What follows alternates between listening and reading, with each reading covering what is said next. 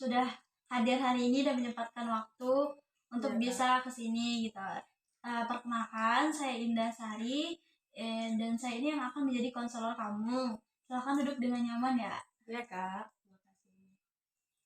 Bagaimana perasaan kamu hari ini? Sedikit gugup sih, Kak. Wajar sih ya, merasa gugup waktu pertama kali bertemu. Nggak apa-apa. Saya di sini juga untuk mendengarkan dan membantu kamu.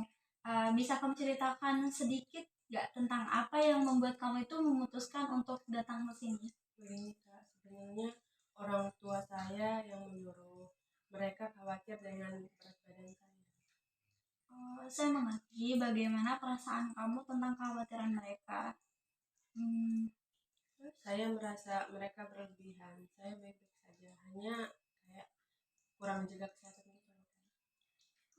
menjaga kesehatan, ya, menjaga Iya. kesehatan itu penting sih. Tapi kan orang tua kamu itu melihat adanya perubahan pada berat badan kamu. Jadi bisa kamu ceritakan lebih lanjut nggak tentang bagaimana kamu itu menjaga kesehatan? Begini, Kak. Saya tuh berusaha makan yang sehat. Terus saya kayak rutin kok olahraganya secara teratur.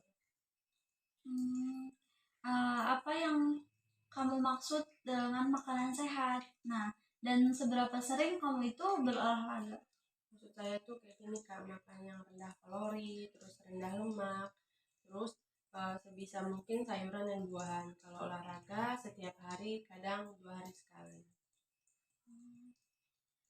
Saya memahami sih kamu fokus pada makanan rendah kalori dan mungkin berolahraga ya setiap hari. Iya. Tapi kamu tuh pernah nggak merasa puas dengan berat badan kamu saat ini?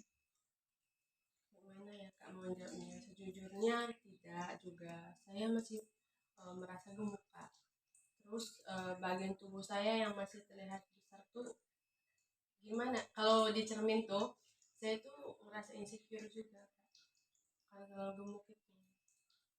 Bagian tubuh mana yang membuat kamu tuh berpikiran seperti itu? Bagian perut, paha, gitu, Kak. Jadi kayak ngebuat saya kurang nyaman sama pede. Jadi meskipun nanti nih ada orang lain yang melihat kamu kurus, kamu tuh tetap merasa nggak puas dan merasa diri kamu tuh kayak nggak sesuai dengan apa yang kamu mau gitu.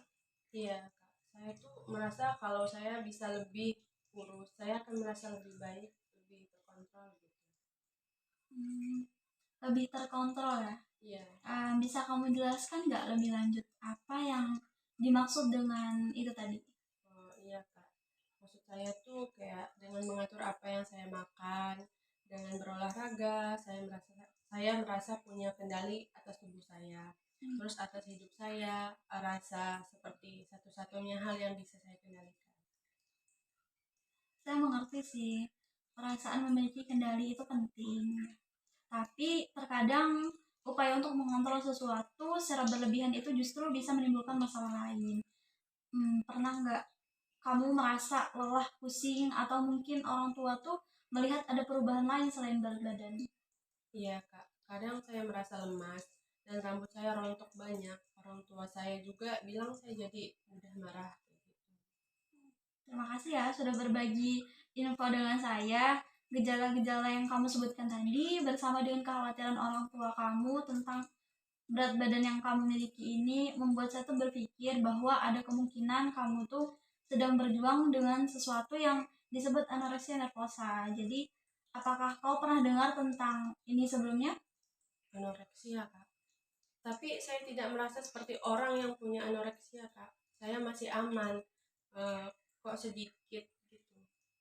Sedikit aman gitu. Anoreksia nervosa itu bukan tentang tidak makan sama sekali.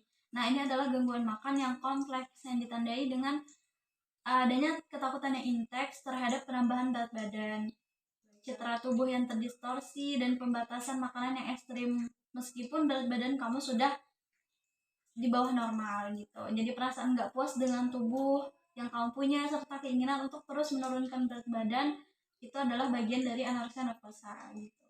Jadi ada yang salah gitu, Kak, dari saya. Nggak ada yang salah sih sebenarnya. Nah, tapi ya tampaknya kamu tuh sedang menghadapi tantangan yang serius terkait dengan pola makan dan cerita tubuh kamu.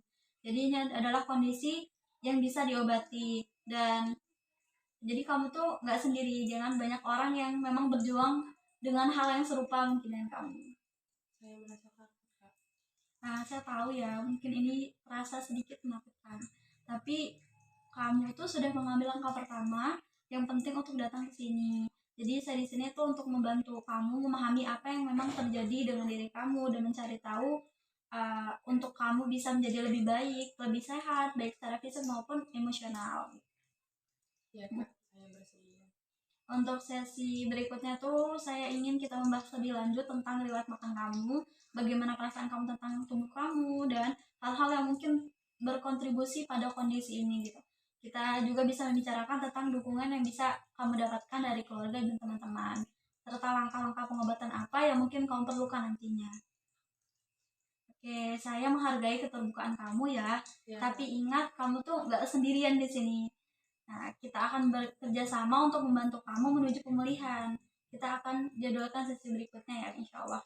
Gimana menurut kamu? baik, Kak. Terima kasih, saya ikut dan bersedia. Oke, terima kasih ya sudah berbagi informasi hari ini. Baik, Kak. Silakan lagi. Terima kasih.